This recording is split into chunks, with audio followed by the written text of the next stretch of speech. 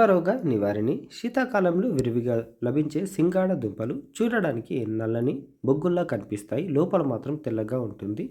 వీటిలో చాలా పోషకాలు ఉంటాయని, వీటిని ఆహారంలో చేర్చుకోవడం వల్ల ఎన్నో ఆరోగ్య ప్రయోజనాలు లభిస్తాయని నిపుణులు చెబుతున్నారు.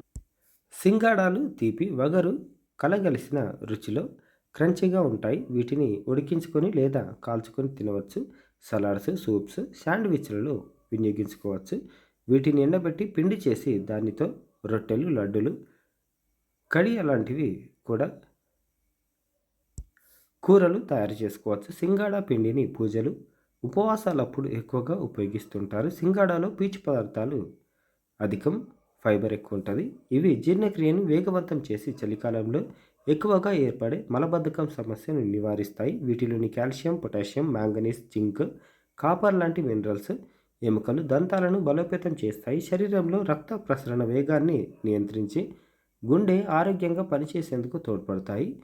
మెదడుకు చురుకుదనాన్ని ఇస్తాయి. సింగాడాలో అరుదైన లారిక్ యాసిడ్ ఉంటుంది. ఇది చర్మ సౌందర్యాన్ని కాపాడడంతో పాటు శిరోజాలు, వెంట్రుకలు ఒత్తుగా పెరిగేలా చేస్తుంది. చర్మానికి తగినంత తేమను అందిస్తుంది. సింగాడాలను ఆహారంలో చేర్చుకోవడం వల్ల చర్మం పొడిబారడం, చుండ్రు లాంటి సమస్యలు తగ్గుతాయి.